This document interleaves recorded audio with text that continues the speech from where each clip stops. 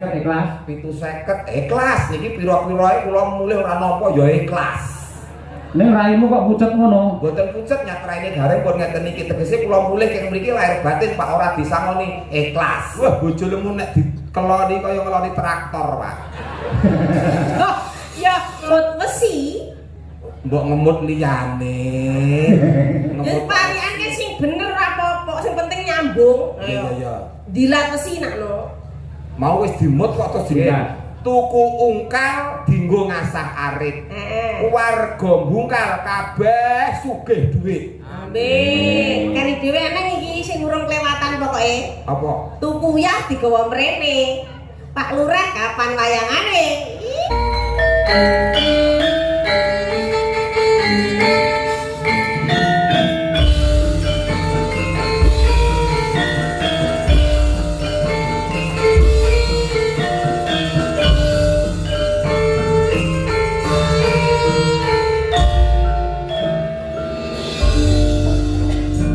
Allahumma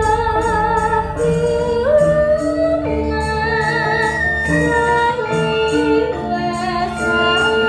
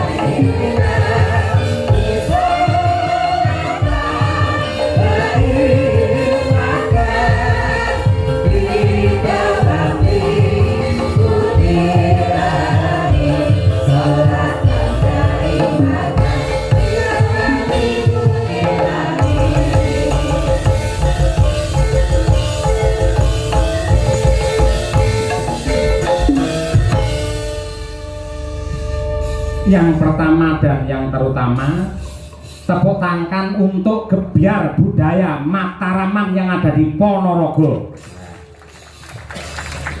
Kerjasama ya mak antarane Dinas Budaya Pariwisata Provinsi Jawa Timur lawan DPRD Provinsi Jawa Timur dasare direngkuh lawan Bapak Bupati ing Ponorogo.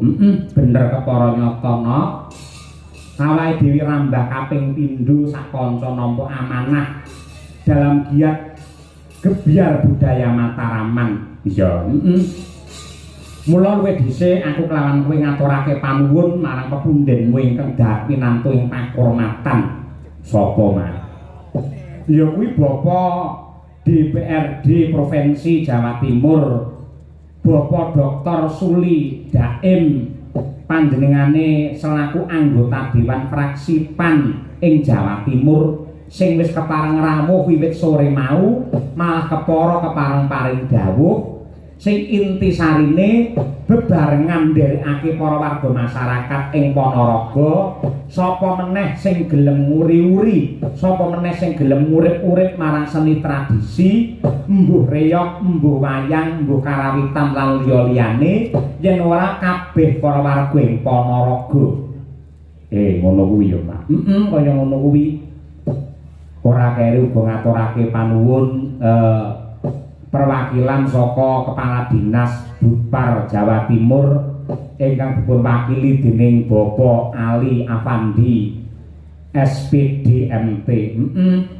Uga sak krunipun saking UPT Laboratorium Pelatihan dan Pengembangan Kesenian Jawa Timur pandegane karo Mas Rio, Mas Ragil dan kawan-kawan. Ya, ugi dumateng Bapak Ibu anggota Dewan ing Kabupaten Ponorogo, ana Pak Wahyudi, ana Pak Puryono, ana Pak Burhanuddin, mboten katalumpen dumateng Pak Camat ing Bungkal, Forkopimcam, Bapak Kepala Desa ing Bungkal, Pak Lurah asmane sapa? Lurah endi? Bungkal. Aku ora ngerti nduk, mergo ya rong taun nak nimbali karo awake dhewe. Ya aja ngono, mestine tidak kenal maka tidak sayang, mawis jagongan. Oh iya, 2 periode panjenengane Pak Sabto Priyono, leres nggih? Pak Sabto Priyono SPD. Kaya ngono kuwi. Sumrambahe kabeh para panitia lan warga masyarakat, wabil khusus sungkem bekti dumateng para kiai, ibu nyai, para alim ulama, para guru pesantren, ustad lan ugi ustadzah ing wewengkon Ponorogo. Ya, becik ing Pondok Mayak, Pondok Ngabar kae Wali Songo Ponorogo. Ngono kuwi. Lan uga pondok pesantren liya-liyane sing nyatane ketika negara ini mulai porak-poranda, maka santri pesantren yang siap untuk membangunnya kembali. Kaya ngono kuwi. Kaya ngono kuwi lho. Ya mak ya. Nah, sing jenenge pagelaran wayang kulit ini juga sebagai pengembangan ruang kreasi dan jaringan orang kreatif di Jawa Timur. Budaya Mataraman adalah kebudayaan di Provinsi Jawa Timur, terutama di wilayah bagian barat dan selatan, yang pada zaman dahulu berada dalam pemerintahan Kasultanan Mataram. Ya. Dan kegiatan ini sudah tepat diselenggarakan di Ponorogo karena perkembangan kebudayaan Mataram juga dipengaruhi oleh ajaran Islam karena banyaknya pondok pesantren sehingga membentuk masyarakat santri dan beriman menjunjung tata krama dan budaya luhur sebagai pedoman jati diri. Ngono ya.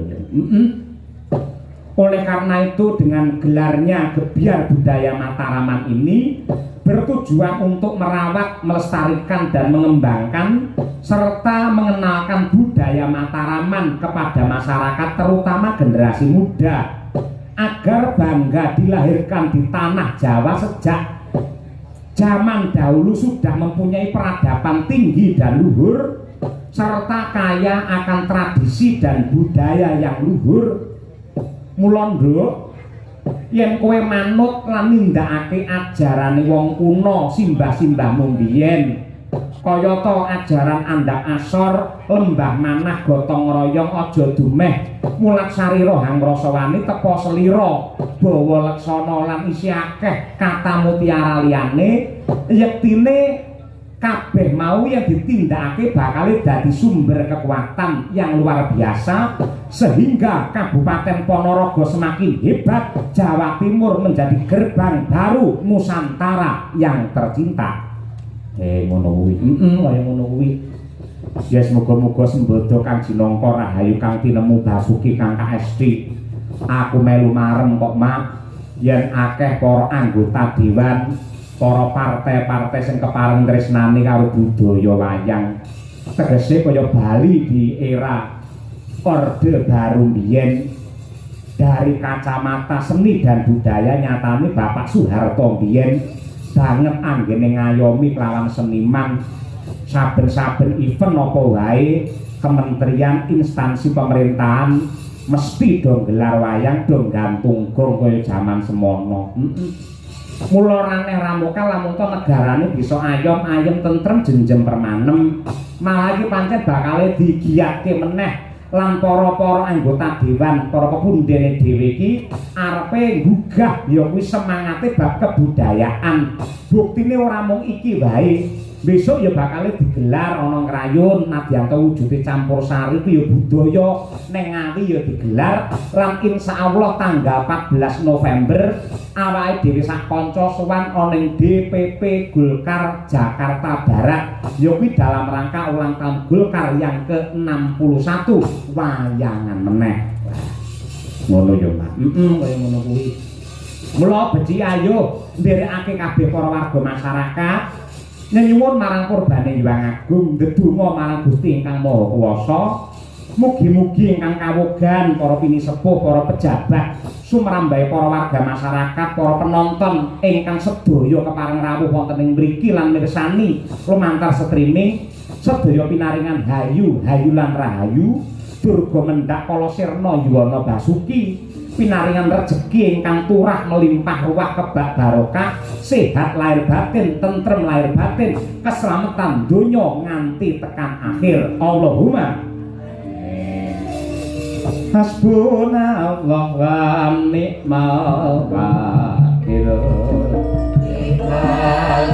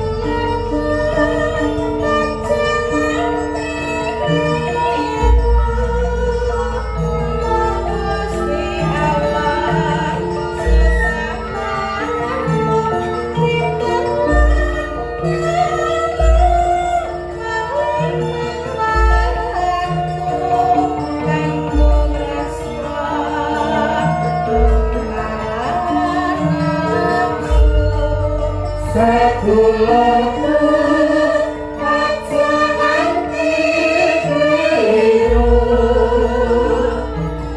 Gusti Allah sesembahanmu lingkar lan baru lingkar baru langkung rasa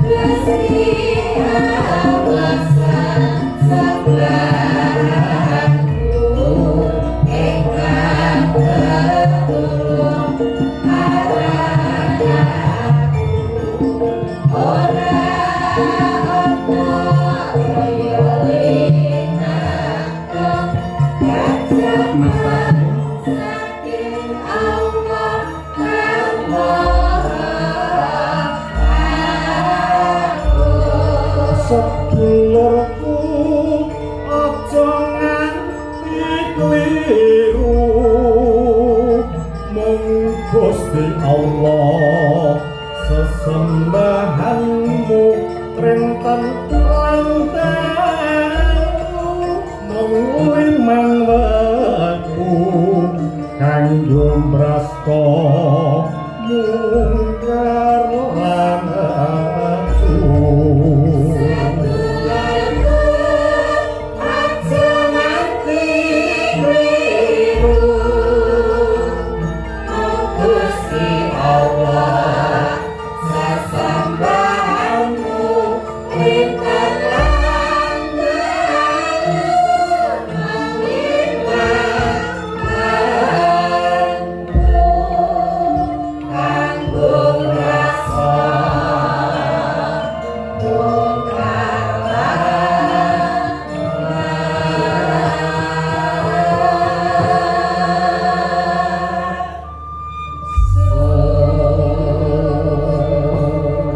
kejaba saka kuwi perlu banget tak aturake lamun to para kadang-kadang seniman pedalangan lan para masyarakat penggemar wayang nembe wae kelangan gedhen iya to maestro pedalangan sesepuhe para dalang sing biyen asring pentas ditresnani menjadi idolane Kyai Ponorogo wingi dina Kemis ya kuwi Bapak Haji Anom Surata wis piniji sowan ana ngarsane Gusti Allah.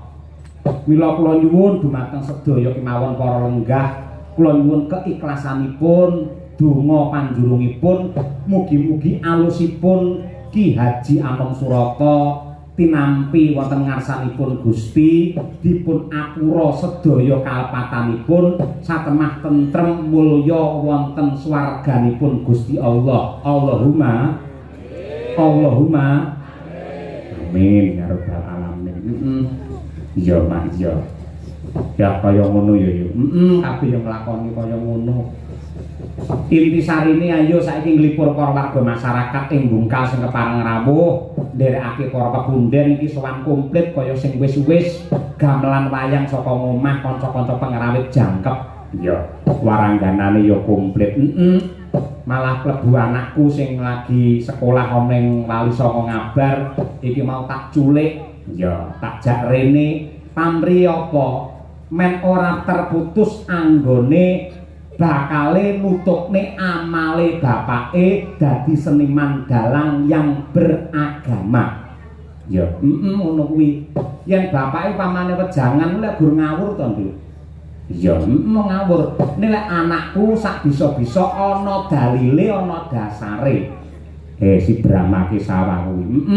Alhamdulillah iki lagi kelas 1 SMP ana ngabar wingi seleksi dari 300 santri akhirnya tersaring 50 santri dan juga tersaring lagi 9 santri dan Brahma adalah salah satunya yaitu santri yang menjadi penghafal Al-Qur'an. Luar biasa. Hafiz. Kaya ngono kuwi wis apa surat nerno-nerno. Lek mbok iki apale gerdu arep mangan kok no. Ha iki yo penting kok kuwi. Ngono kuwi ya. Iki ngaturake apa? Ana bintang tamune ya kuwi Mas Gareng Tralala karo ya kuwi Mbak Lucy Brahman. Ha iya. Mbak Lucy mula diarani Brahman pancen ya bokonge gedene semono. Luar biasa. Mula mumpung irung besar ayo penembang dhisik. Mergo yang besar suwi arep nggih kurban. Monggo Mas Gareng Tralala kula aturi pinarak wonten pepanggungan mriki. Semenengok ager aja pijer nangis. Nger nangis dadi lamanise.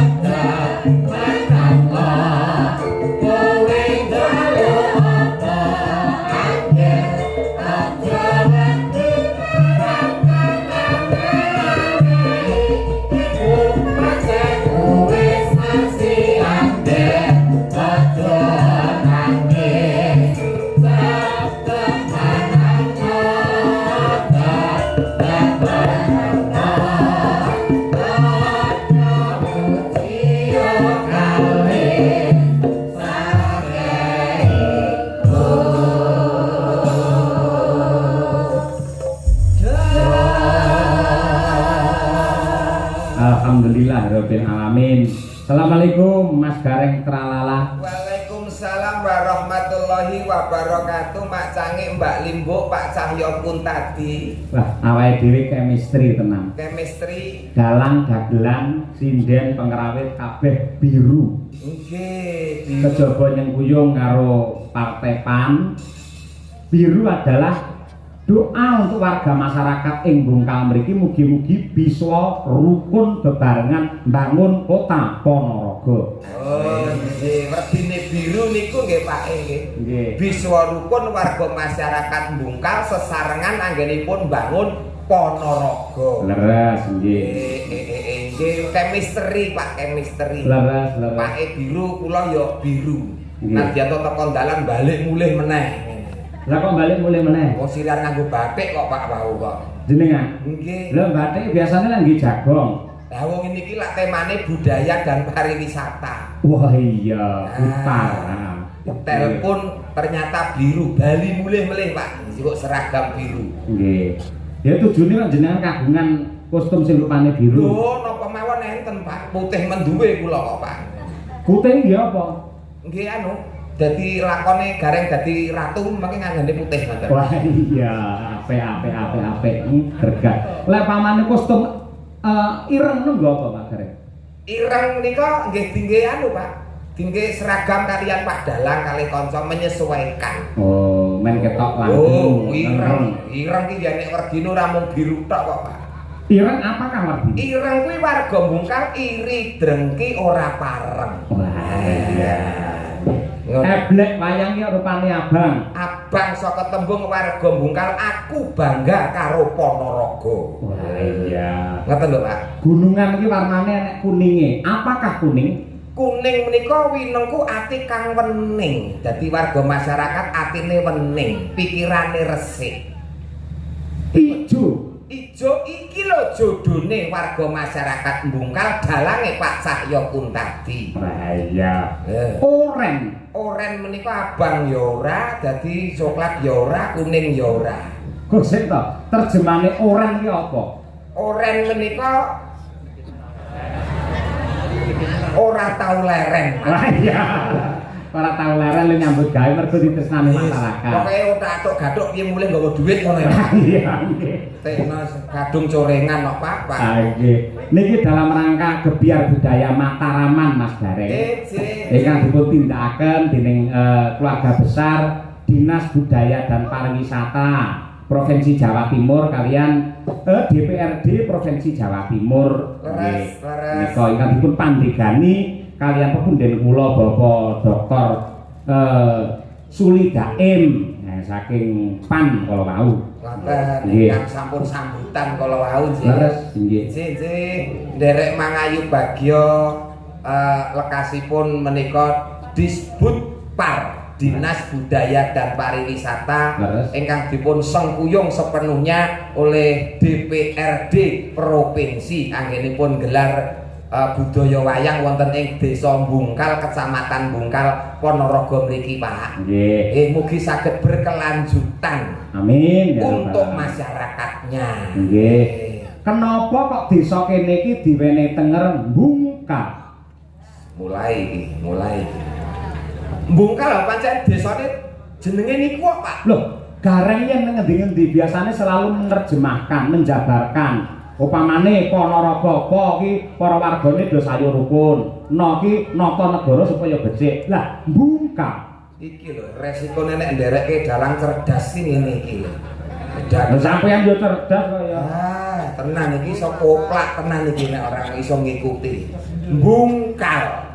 Niki dionceki ngoten, Pak. Nggih, no. Ya saiso-iso ya, Pak. Nggih. Saiso-iso mergo ora persiapan kok langsung didadak ten panggung kok, Pak. Iya, Kak. Pancen yo kudu serba cepat, tepat dan akurat. Oh, nggih. Ya saiso-iso. Bungkal miturut keperluan dalu niki. Betul. Bismillahirrahmanirrahim.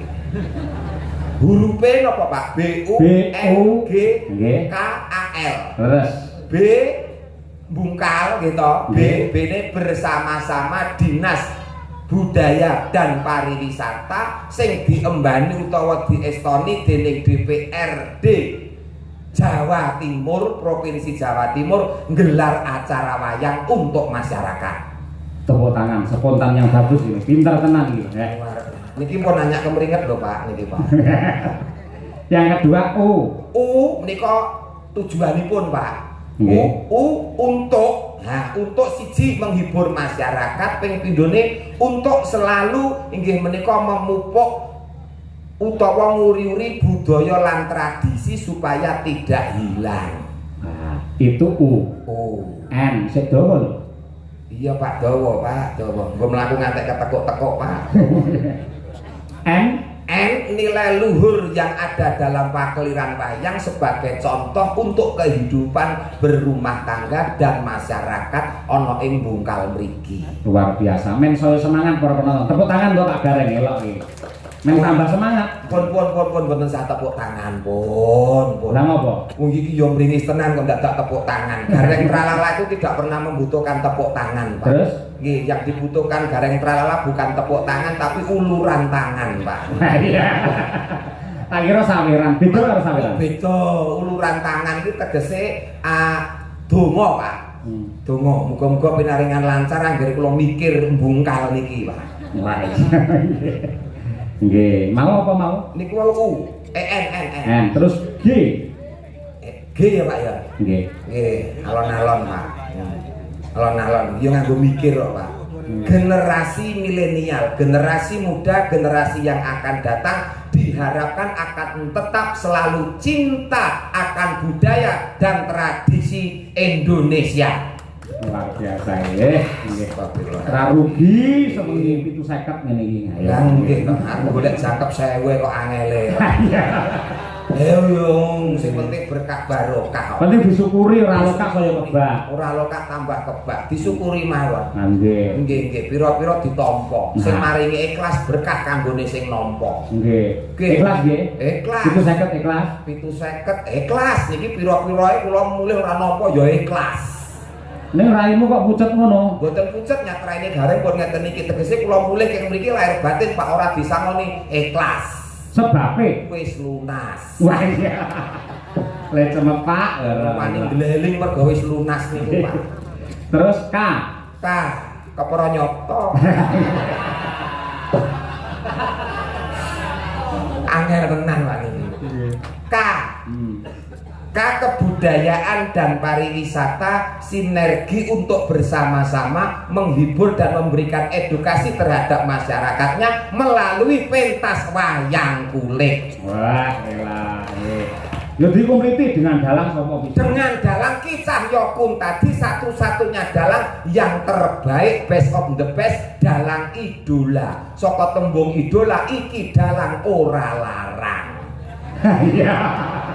Ya ora apa-apa mau golek dulur kok. Nggih, waton larang-larang malah ra ketanggap malah merongos ning omah. Betul, Pak. Betul. Kula jenengan karo kanca-kanca iki sing penting lek iso metu kok omah ngoten, Mas. Iya. Ten omah ya bunek kok, Pak. Iya. Lah iya. A. Mbok kula diwangi kok, Pak. Yo ora, aku tugasnya dhewe-dhewe. Oh iya. Aku sewengi lho bakal mikire. Akan menjadi barometer tolok ukur di Provinsi Jawa Timur untuk provinsi-provinsi yang lain budaya dan pariwisata sing selalu ngrembaka. Tepuk tangan untuk Jawa Timur. Iya. Iki ngangkat tepuk tangan karo mikir teh bar iki apa Mas. Nggih. Iki mau apa? Niki A. Terus kari dhewe. L. Larso melu ra Larso. Ora melu. Lagi umroh ayo. Layak untuk diteruskan, layak untuk dilanjutkan acara seperti ini karena banyak manfaat yang positifnya untuk masyarakat, manfaat yang positifnya untuk Jawa Timur. Wah, nggih. Tepuk tangan. Iya. Nggih Mas Jajak. Nggih. Menika jajak mriki jijik.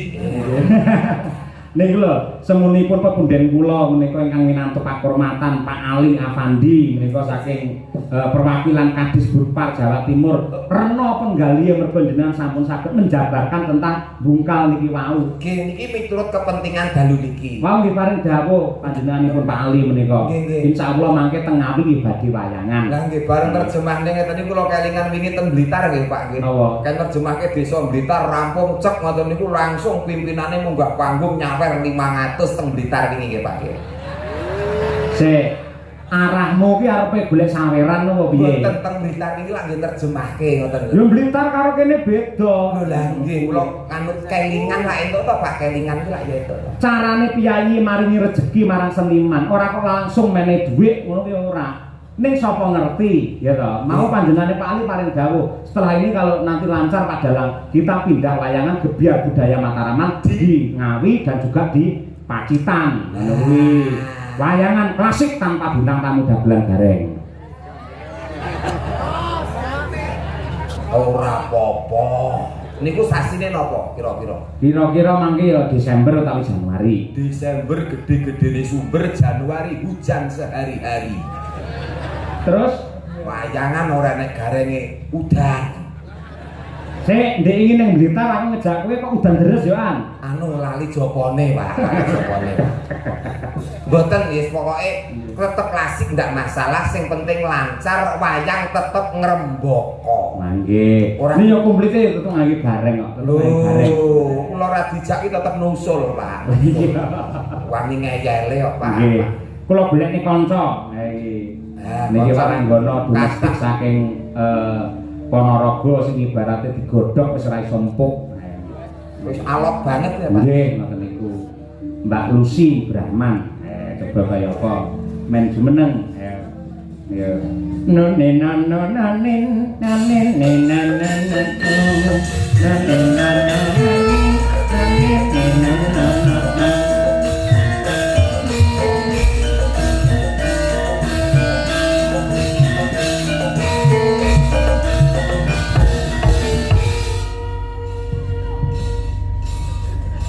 Pun tepang Mbak Lucy kali Mas Gareng Terawalan. Waleh. Cek ora kepenak cek waleh. Biasane cerdas kaya ngoten rejimake bungkal. Niki pas ketemu jenengan. Terus Biasane rabi to karo murid. nggih. Kowe karo aku waleh, aku karo kowe saya nek tenan. Awan Lucy, sore Lucy, wengi Lucy. Wis, nek tenan, Pak. Kula niku nek entuk wong model kaya ngene iki tenan, Pak. Wis ora beda, Pak. Ora beda pripun? Sing nang omah ya padha iki mekroke, Pak pun. Piyayi putri yen lemu iki tandane tentrem atine mergo diayomi karo sing kakung. Ngurung karuan dablek ya iso kok ngono kuwi kok. Ning wong wadon nyun sewu lho Pak Dalang. Monggo Mbak Lucy. Wong lanang iki kudu bersyukur duwe garwa lemu tur gedhi. Mergo wong lemu kuwi siap-siaga. Arep kok mbok tinggal sampe ra tau ning omah to. Gendeng bocor sapa sing benake ra bojomu. Ya ta? Bojomu ra mbok ingoni 2 minggu kowe sampean ra duwe dhuwit ya panggah lemu. Oh bojo ngenyek bojo lemu bojomu gedine sak cakro sing colong wong kok. Aku yang gumun Mas Nur. Masa to? Ngoten niku kula tanggeti tanpa berduk. Riyen niku suami tenan niki paling setia. Jadi laki-laki yang sangat tanggung jawab duit bayaran ngono 10 juta Dik, 20 juta. Kabeh sing nampa telepon bojone. Wah, 20 niki. Sing garwane riyen niku. Gedhe niki. Oh, mari ngono keri dhewe kan kok tolo tanggapanane dhewe aku ngono. Terus tak tekoni, "Dik, lah bojomu ning ndi?" Tak sedekahne aku ngono. Lah sedekahne duwene kancane dhewe. Enggak. Kene cah los kok. Los piye to, Bu? Sedekah kok mung duit ki apa? Damen no. Bojo jaluk kanca, wehke. Sik ta. Kowe ora ngerti sing jenenge jiwa satriya Mas Gareng. Wong lanange bakal muntap kaneksane yen siji dijarak bojone, loro dijarak anake. Wah, nek aku ora muntap malah enteng sanggane kok, Pak. Oh, iso. Ora anti bojo, ora masalah. Terus lek pengen piye? Tuku. Umpama pengen mangan itu tuku ning warung. Oh, mergo ning omah rene sing masak ya. Masake. Ngoten lho Pak maksudnya. Alhamdulillah, tiyang sabar mungkin awak mekrok kaya ngono. Wah, iso benakne gendeng. Ya kabeh ki nek plus minuse to, Lus. Nggih to, Pak. Terus Ha nek apike nek nggon benakne gendeng, tapi cilokane wong lanang nek duwe bojo lemu ngene iki tenan. Wah, bojo lemu nek dikeloni kaya ngeloni traktor, Pak.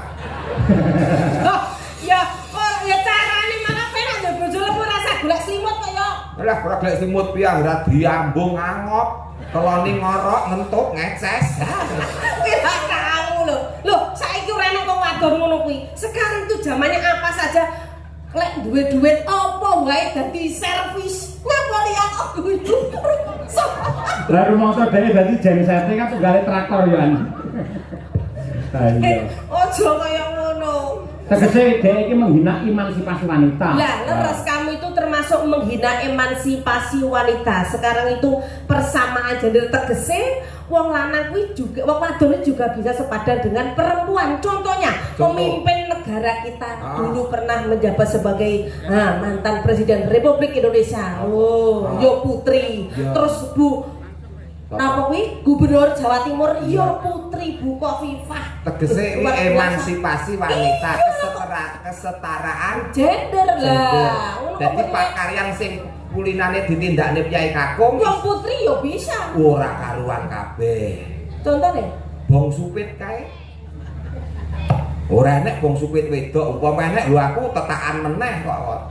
Bong supit iki sunat nih. Heeh. Enek wis tau ngerti kowe bong supit wedok. Sing sunat ngono ya. Oh, mesti aku karo Pak Yoyo antri esuk dhewe no teko. Nggih. Ning Piyayi Putri niku rekoso lho Mas Gareng, kok mboten kok bilani Mbak Lucy mboten. Rekosane napa? Kula kali panjenengan dilahirkan dari rahim seorang ibu. Terus Gimbal bayi sangang sasi 10 dina. Rekoso banget. Tur yen lahiran niku yen ora pepak sambung tuwe iso gondol nyawa. Mergo kaprahe ning agama diarani perang cakil ngoten niku. sabil, Pak.